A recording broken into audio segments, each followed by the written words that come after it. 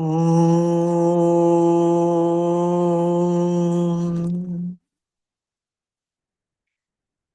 Om.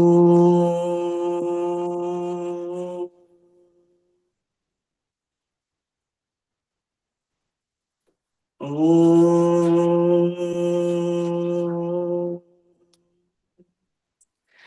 Om Sahana Vavatu Sahanau Bhunaktu Sahaviryam Karavavahai Tejasvinavadhitamastu Ma Vidvishavahai. Om Shanti Shanti Shantihi.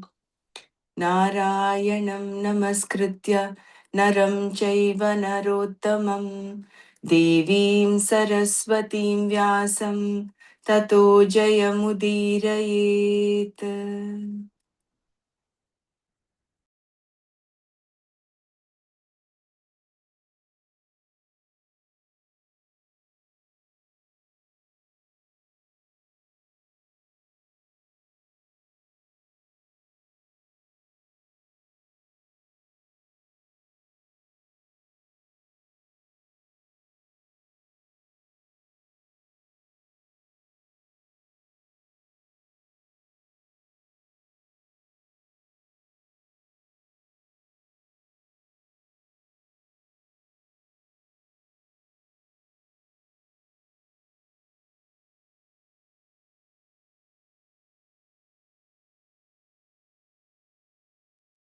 Yesterday we stopped here at definition of ego.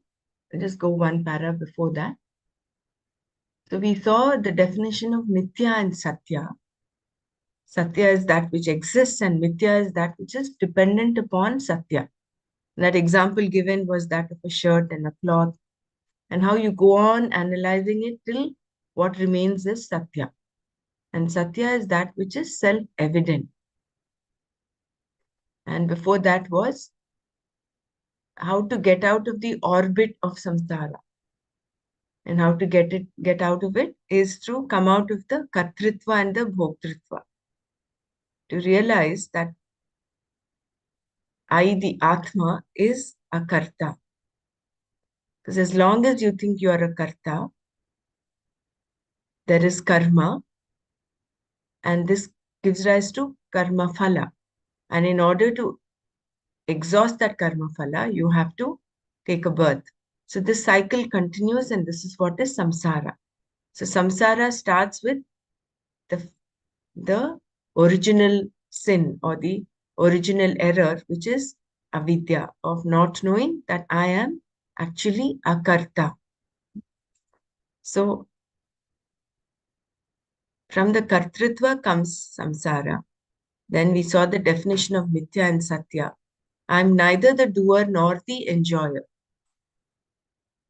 Consciousness that is self-evident, which does not need to be revealed by anything else, is Atma, the self. The self alone is self-evident, and everything else is evident to the self. Atma, that is not the karta. The karta is something that comes and goes. For instance, there is no kartritva, no doership in deep sleep. Since I am always there, self-evident, if I am the karta should not come and go. I should always be the karta. And if I am an enjoyer, bhokta, I should always be bhokta. But this is not so. Sometimes I am karta and sometimes I am bhokta. This means that I am neither karta nor bhokta. Karta appears when the mind, antakarana, is there. Doership, kartritva, means the status of being the subject with reference to any type of activity, whether it is mental activity like perception, inference, and thinking, or physical activity. For any type of activity, a subject is always necessary, and this subject is called the ego or ahankara or karta. The word ego must be understood well because there are a number of problems associated with its general use.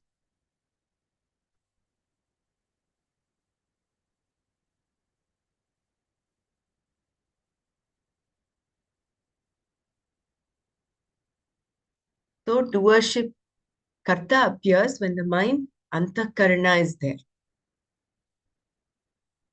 Doership, kartritva, means the status of being the subject with reference to any type of activity, whether it is mental, like perception, inference, and thinking, or physical activity. For any type of activity, a subject is always necessary. And this subject is called the ego or ahankara or karta. The word ego must be understood because there are a number of problems associated with its general use. So, what is the definition of ego? Ego is that which owns up to any type of activity. For example, when I see, I say, this is my sight. The one who owns up to the activity of seeing, the one who is the subject behind the seeing or behind hearing, tasting, smelling, thinking, or doing anything is what is meant by the karta or the ego or ahankara.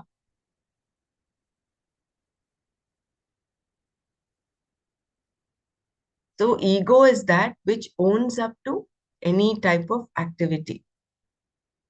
To say that one should surrender one's ego to the Lord is a very common statement that is much too simplistic in terms of understanding what is meant by surrender. First of all, I do not know who or what the Lord is.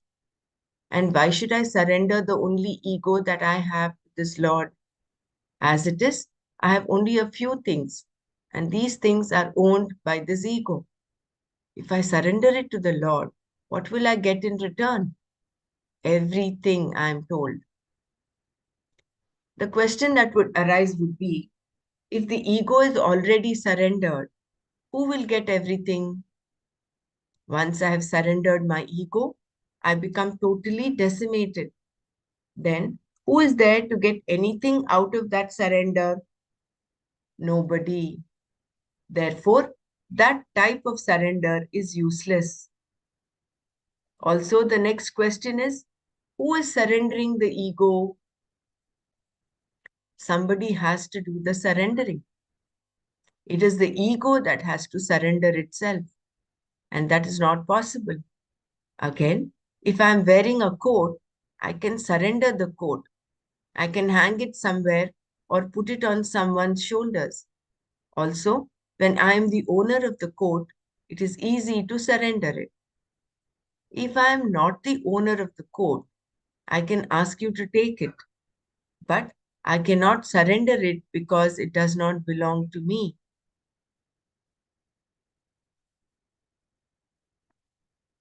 Similarly, I am told that the ahankara, the ego, belongs to the Lord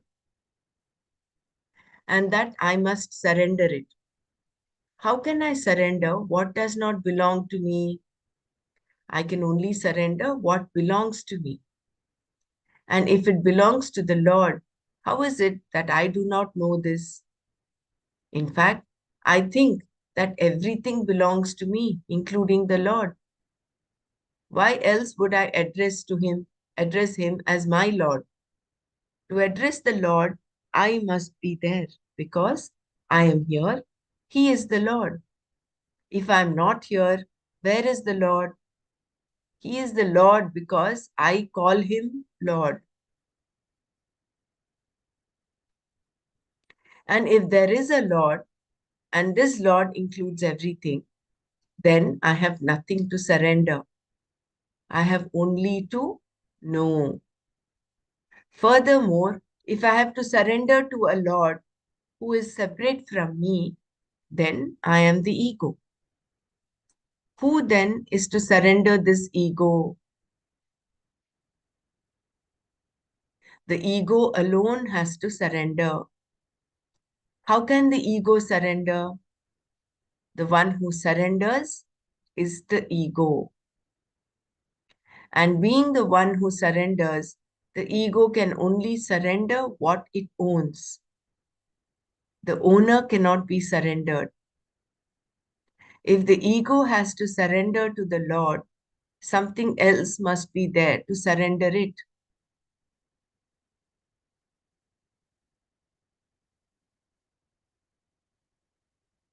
Which can only be another ego, because whoever owns up to the act of surrender is the ego. The ego requires an ego, which requires yet another ego. Thus, we find ourselves in infinite regression. How then are we going to surrender our ego to the Lord?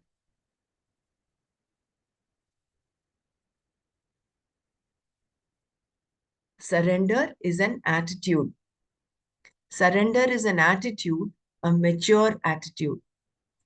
There is no other surrender than this. Surrender as such is not possible for the ego because it cannot surrender itself. But with an attitude of surrender, I can deflate the ego. I can appreciate that there is nothing in this creation that is authored by me, that everything is given to me, including my physical body, mind, and senses. What is given to me is not mine. When I say, I am just a trustee, O Lord, and you are the giver, the ego is what tells me all this. Thus, surrender can be only in terms of attitude.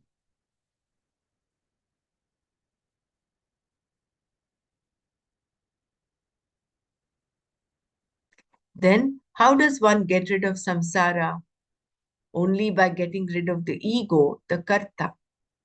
And if surrender is not possible, how does one get rid of the ego? In the name of getting rid of everything else, the ego remains in one form or the other because it cannot get rid of itself. It remains to say things like, I am the most charitable person around. Even a person who does not talk about his or her good actions may think of himself or herself as a humble person and say, I never mention all of the charities I have done. I don't boast about them. Ask anyone and they will tell you that this is so. The ego knows very well how to sustain and perpetuate itself in so many ways. Because the ego, the karta, is always there in one form or the other, it cannot be defeated except by the one who undertakes an inquiry into who am I. A person can study every philosophy there is, and the ego will remain saying, I am a philosopher. Only when the question, who am I, is asked, the ego in trouble. Why? Because the ego, the karta, is really an imposter, a superimposition. There is no kartritva, no doership, in fact, because it is mithya, dependent on Atma. So the whole thing is that the ego is taking a big trip. How can I surrender? Huh? Who is the one who's surrendering? All that. But then the bottom line is that ego is a notion, is a superimposition.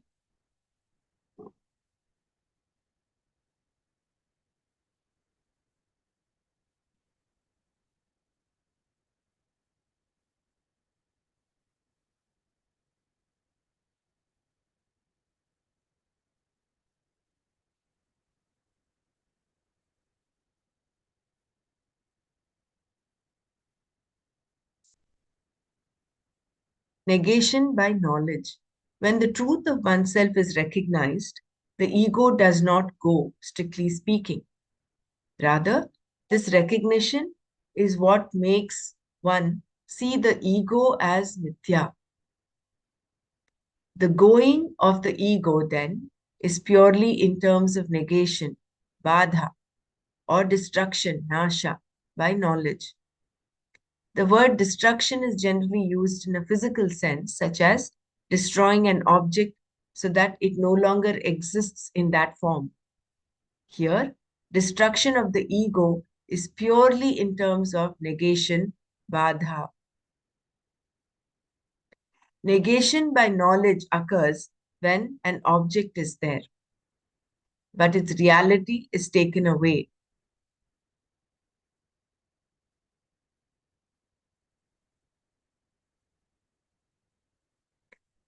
For example, you can enjoy the blue sky and at the same time, knowing that the sky is not really blue, dismiss its blueness. Or enjoying a movie, you can dismiss its reality.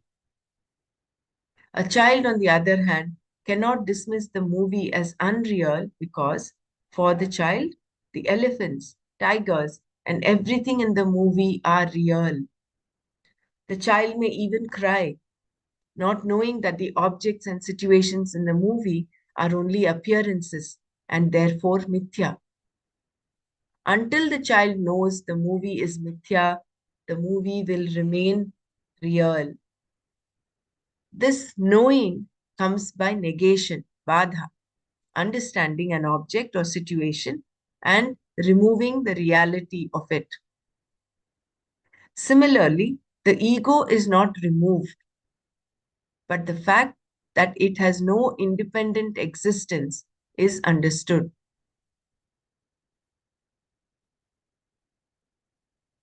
So it's again a matter of just understanding. And what does the ego that everyone has depend upon? What is it that exists independently without depending on the ego upon which everything else depends? The ego depends for its existence on the self, which is not the ego. Therefore, the self is the truth of every ego. There is one truth for every ego, and everything that is done by the ego, and that truth, Satya, is called Atma or the self. The self is the very content of the ego, without which there is no ego. This one Satya, Atma, is not the ego and is a karta. Then who is the karta? The ego alone is the karta. To be a karta, you must have thought, and this thought has its being in I, consciousness. Therefore, you say, I am the doer.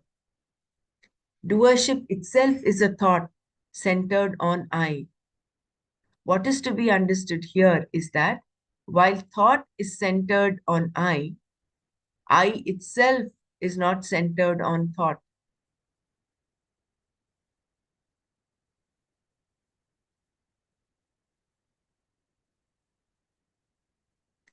What is to be understood here is that while thought is centered on I itself is not centered on thought. Recognition of this fact is not the elimination or removal of thought. It is understanding. Understanding the truth of I.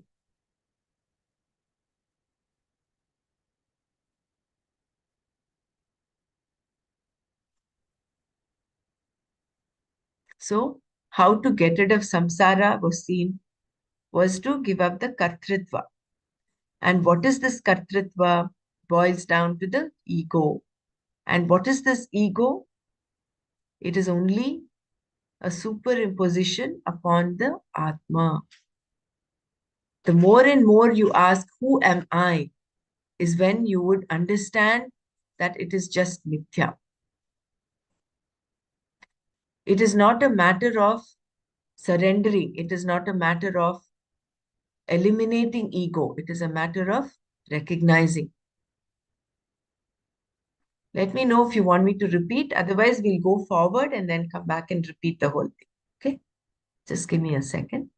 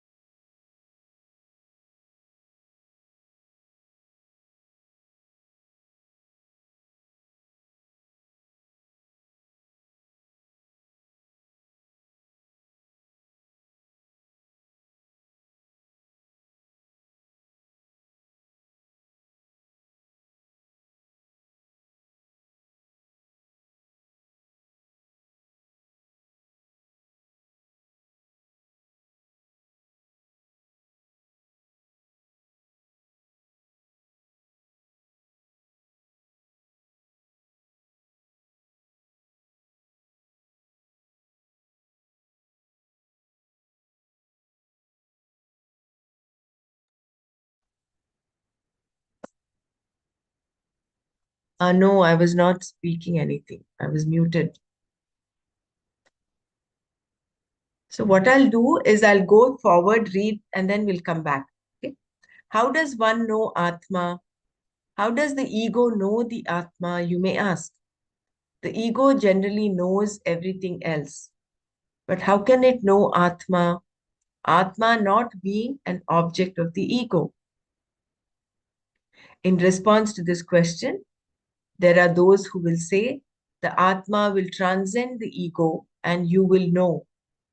But what does transcending the ego mean? Does the ego go away?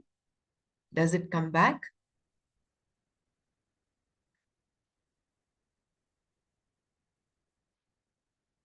If the ego goes away, there is no one there.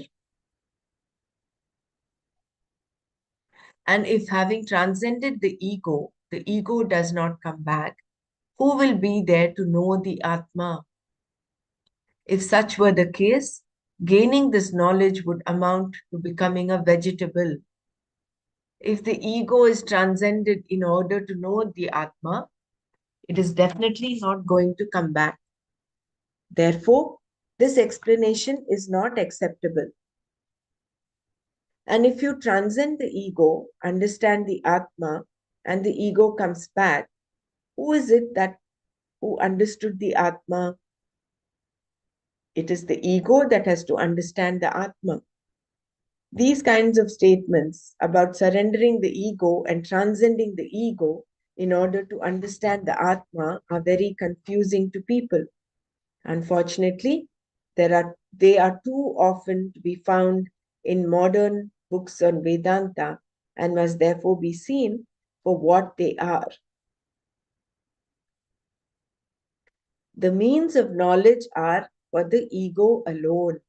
In fact, the ego alone uses the pramana, the means of knowledge available, that is, perception, inference, and so on. The ego, ahankara, uses perception and analyzing the data gathered by perception gains inferential understanding also. Thus, perception and inference are in the hands of ahankara, the ego, the karta, the subject who, wielding these two instruments of knowledge, perceives and infers. A means of knowledge is always employed by a subject who is the karta. Therefore, in the employment of any means of knowledge, there is a subject, karta, an instrument, karana, action, kriya, and the result of action, karma phala.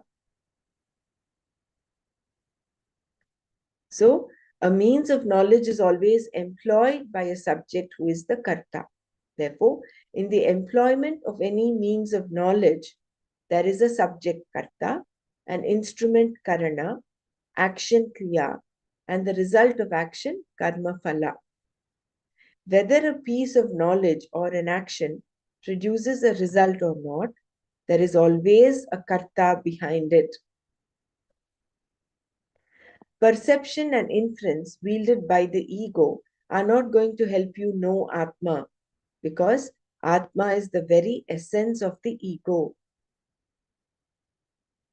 Atma is that which is behind the ego, meaning it is the truth of the ego. How then is the Atma to be known? Then this is where Agama Pramana, revelation in the form of words, Shabda, comes in. When Shabda is the Pramana, the means of knowledge, the ego does not do anything. What happens is that Shabda creates a thought, a vritti, showing that you are the Atma, that is Brahman, and not the ego. The consciousness that is Atma, which is limitless, is you. This is the teaching, the Upadesha, and it removes your ignorance of yourself.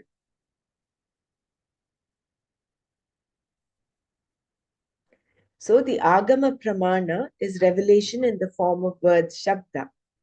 When Shabda is the Pramana, the means of knowledge, the ego does not do anything. What happens is that Shabda creates a thought, a vritti, showing that you are the Atma, that is Brahman, and not the ego. The consciousness that is Atma, which is limitless, is you. This is the teaching, the Upadesha, and it removes your ignorance of yourself. The destruction of self-ignorance. A person who takes himself or herself to be the ego thinks, I am only this much. Nothing more is known about oneself than this. This ignorance, because of which the ego is there, is destroyed by the vritti, I am Brahman, which is born out of the teaching. With the destruction of this ignorance, the notion that I am the ego disappears. Nothing more is necessary.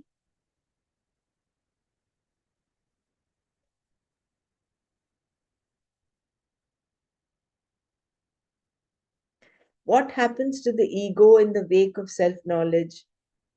When the ego comes, it comes, and when it goes, it goes. But you are no longer the ego because ignorance about the Atma has already been destroyed. You know that the ego is Atma, whereas Atma is not the ego. Knowing this, you do not get lost in or caught up by the ego and its activities. This knowledge of Atma once gained is never lost because you have no more ignorance about Atma. Even if the ego comes, Atma cannot be mistaken as the ego anymore.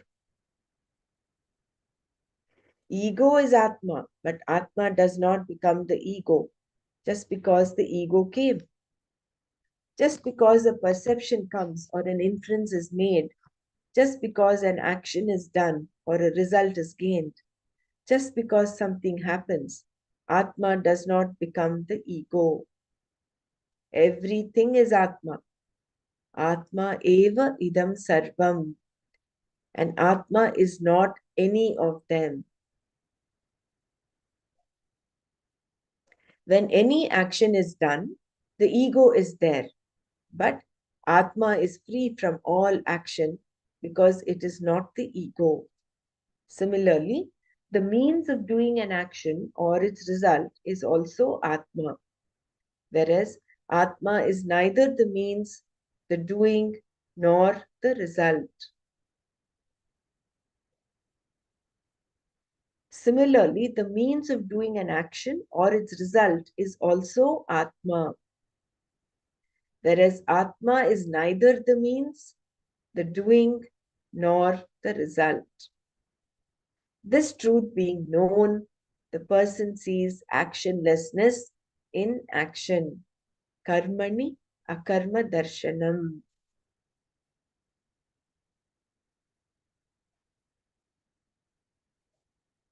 Knowledge is the only way to destroy ignorance about Atma. Agama alone, knowledge in the form of words alone, destroys the ego because you are not really wielding a pramana here. Rather, you are exposing yourself to the pramana, to the words. In fact, you are so exposed that you get shot by the spear of Brahman called Brahmastra. In the Ramayana, Rama used the Brahmastra to kill Ravana. Astra means a weapon that leaves your hand, and Shastra is that which remains in your hand. The various forms of practice, such as prayers, rituals, and so on, are called Shastra.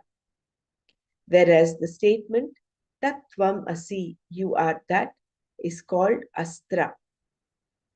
It comes from a teacher and hits you. It is intended to hit you, in fact.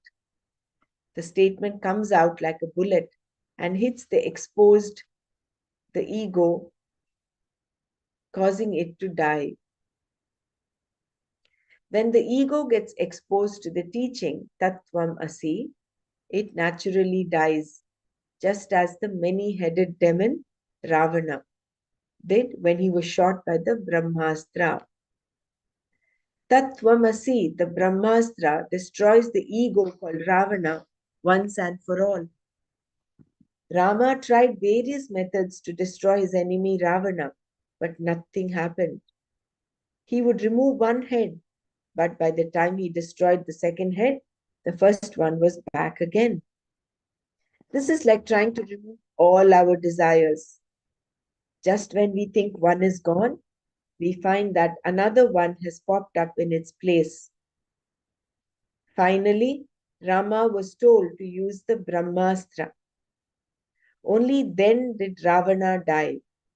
Only then did Rama get back his joy, Sita.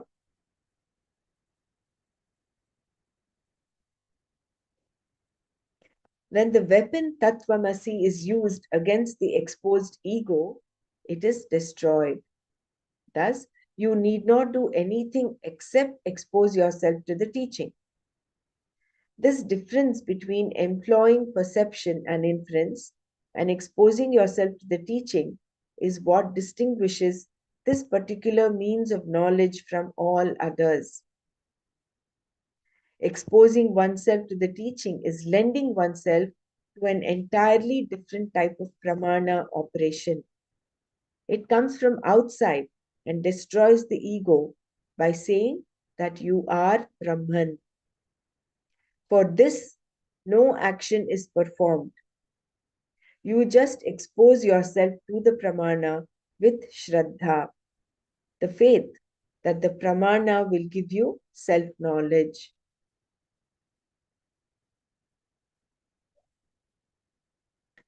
Knowledge and error cannot coexist.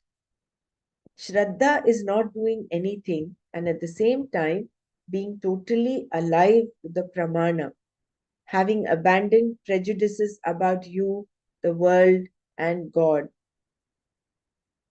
In fact, it is Shraddha that grants you this type of exposure.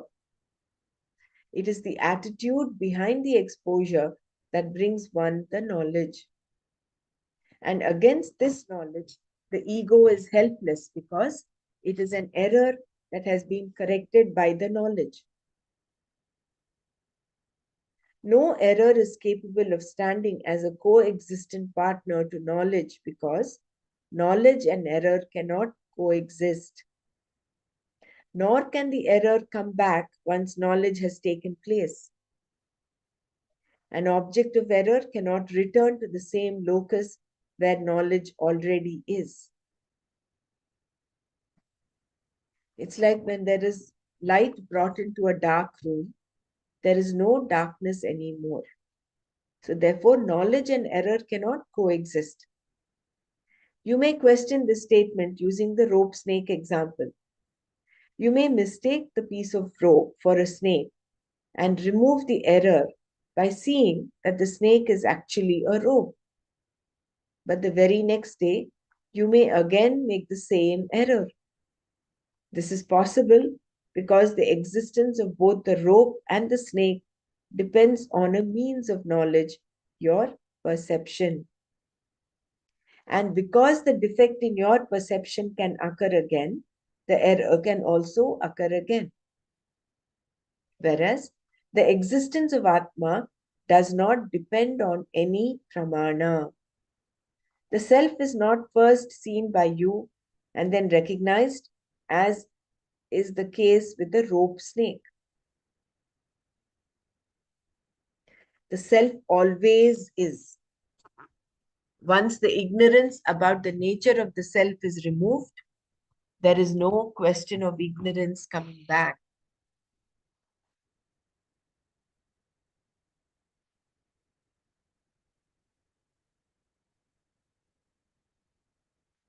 With reference to objects, out of sight can be out of mind. But Atma is never out of sight or out of mind. You may be out of mind, but you can never be out of Atma, the self. This self is not what is meant when people talk about the psychological self, biological self, anatomical self, familial self, or genetic self. These are subject to defects of every kind: genetic, pathological, physiological, and mental. Therefore, such a self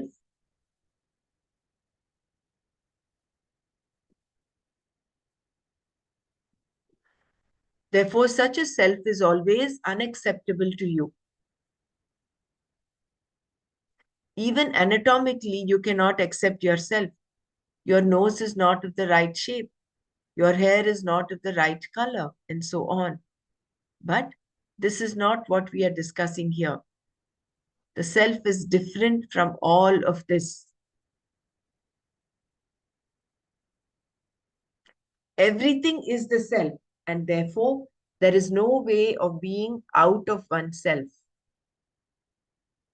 When the ignorance goes, the ego also goes in terms of knowing I am not the ego.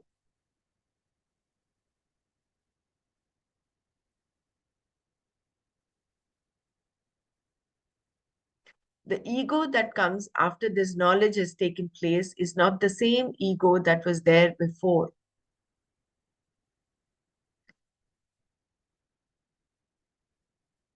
It has become an enlightened ego because there is knowledge that there is no real self-existent ego. You refer to it as enlightened, Jivan Mukta, one who is liberated while living. This is the person that Krishna refers to as a Buddhiman in this verse.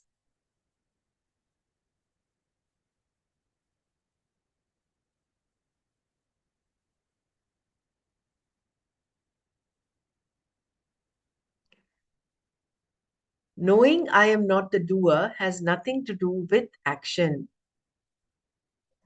Buddhiman, the wise person, is one who sees that even the so-called akarma, inaction, is nothing but karma. Yaha akarmani karma pashet saha buddhiman. And Atma being akarta, and because one understands this fact about Atma, he or she sees a karma in karma itself. And because of that, he is a buddhiman. Yaha karmani akarma pashet saha buddhiman.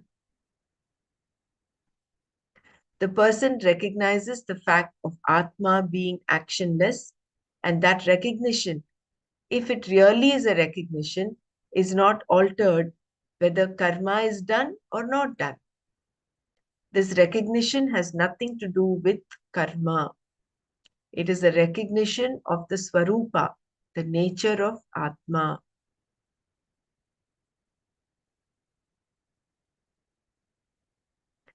You do not become a non-doer. You are already a non-doer. When we talk about the Swarupa of Atma, we say that Atma is essentially a karta. This statement is made with reference to kartritva, doership, that is superimposed on the Atma due to ignorance.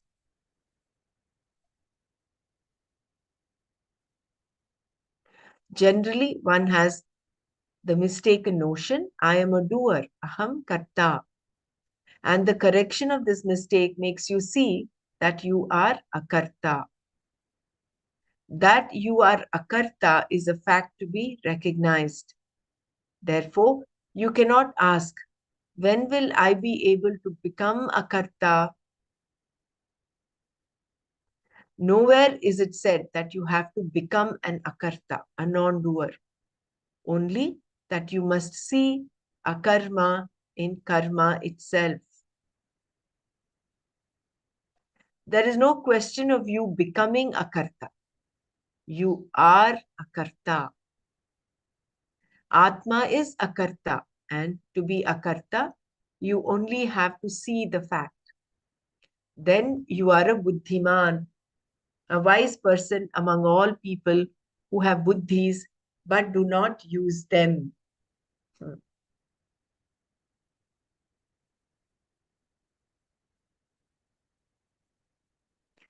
So, understanding reality requires thinking.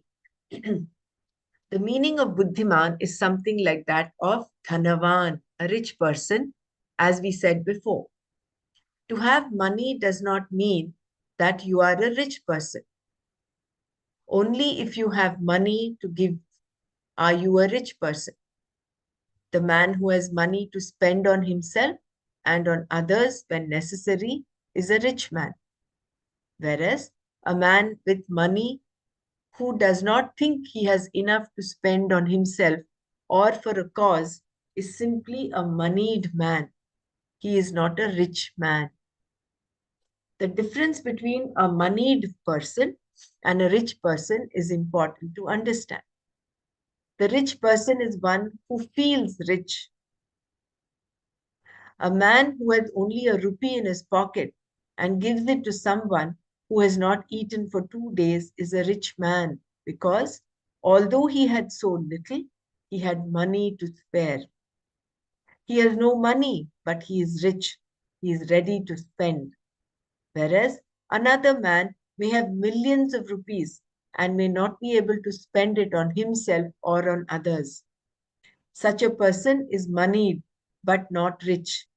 In other words, a miser, Kripana. Similarly, in the Brihadaranyaka Yajnavalkya tells Gargi, the one who dies not knowing Brahman is a miser. Why is he or she considered a miser? Because the person had an intellect that he or she never used. Just as money is of no use to a person who will not spend it, what is the use of having an intellect if you cannot or will not use it? So refer to page 164, volume 1.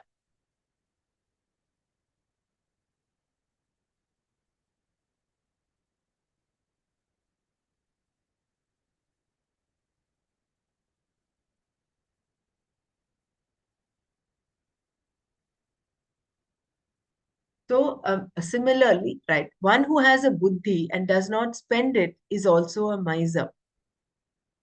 Such a person uses as little intellect as possible, keeping it as it is. A man may exercise his intellect just a little to learn something in order to please his parents.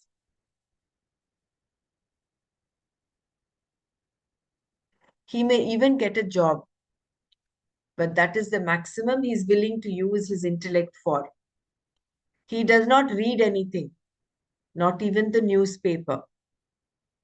He sits staring at the TV without using his intellect at all. Why should he use it? For this kind of life, he need not use it at all. No real thinking is ever done by such a person. Real thinking is thinking about realities. Because you are dealing with reality, there must be thinking. Otherwise, you are dealing only with shadows. If the realities are not known, you may be fighting in areas where no fighting is required. One who thinks about the fundamental reality of himself, the world, and God, who knows what it is all about, is a buddhiman. This person is rich. He or she has an intellect to use and to spare. The buddhiman has used the buddhi for himself or herself and shares the knowledge gained with others.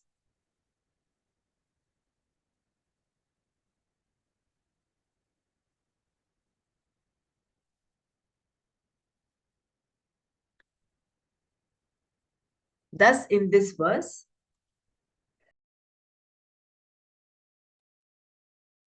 Krishna is saying that among the people, all of whom have buddhis, this person is the only one who is wise. Saha buddhiman manusheshu. Just as some people have money without being rich, some people have buddhis without being wise. The buddhiman, however, is a yogi, a kritsna karma krit, one who has done all that is to be done. By discovering the Atma to be Akarta, the wise person has completely destroyed all the karmas.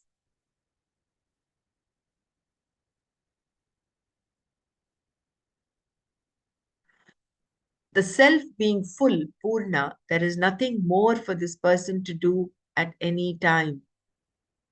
The self as Akarta is not a sometime affair. Once the self is known to be Akarta, it will never become Karta again. When we say Atma is Asanga, we mean that it is free from being a Karta and Bhokta, which means it is free from Sukha and Dukkha, Samsara. When it is said that Atma is always Ananda, it means that Atma is Purna, full, limitless. This knowledge makes a person a Kritsna Karma Krit. Everything that is to be done has been done in one stroke. Nothing needs to be done for the person to be happy.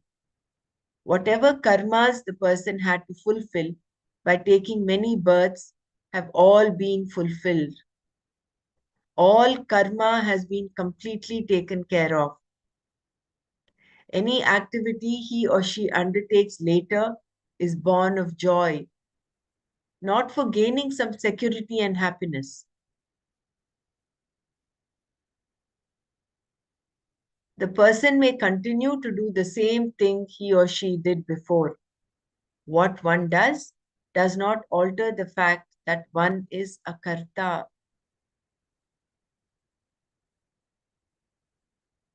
As long as there is a doer, a karta, there is action, even in so-called inaction. A wise person, a buddhiman, is able to see this. Because I am not doing anything also implies a karta. Both karma and akarma become karma in the vision of the wise. Wherever there is doership, there is always some action or the other. Therefore, everything becomes action, be it action or inaction. The Buddhiman is also able to see akarma in both karma and akarma because for such a person, there is no doership in the self. Atmani kartritva abhava. He or she knows that while karta, the doer, is non-separate from the self is not the doer. Because the person has this knowledge, he or she is said to be wise among human beings and is described as one who has done everything that is to be done without exception. Saha buddhiman manushyeshu saha kritsna karma krita. When there is no doer, there is no action. When there is no kartritva in the Atma, what karma is there for the person to do? If I am not the karta, how can I perform action even if all four Vedas enjoin me? If they say, oh karta, please do this ritual, I can only respond if I am the karta. When someone says, John, please come here, only John will come, no one else. Just as an individual is being addressed here, so too the Vedas also address the individual. O person, please do these karmas. Karma kuru.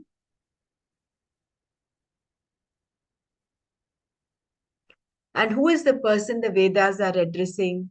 Is it the Satchid Ananda Atma or the Karta? They are definitely addressing the Karta.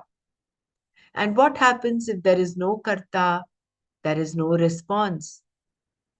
A wise person does not respond because he is not a Karta. Only when there is a Karta, a doer, does the addressing of the Vedas have an effect. Otherwise, it is useless. The enjoined karmas are also useless because they are all as well done for the Kritsna Karma Krita. Even karma yoga no longer applies to the wise person.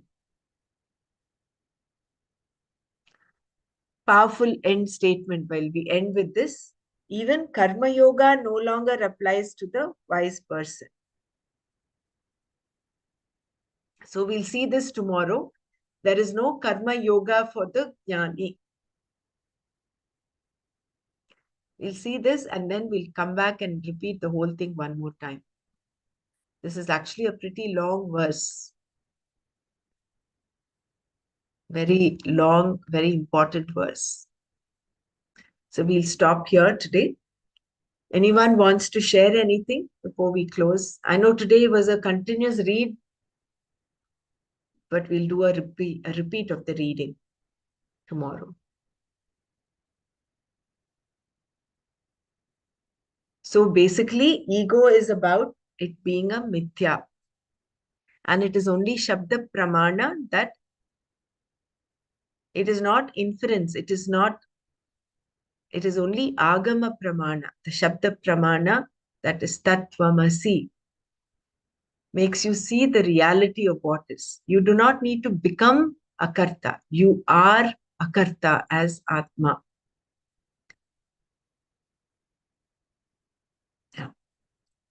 Om Loka Samasta Sukhino Bhavantu. Om Shanti Shanti Shanti. Om Tat Sat Shri Krishnarpanamastu.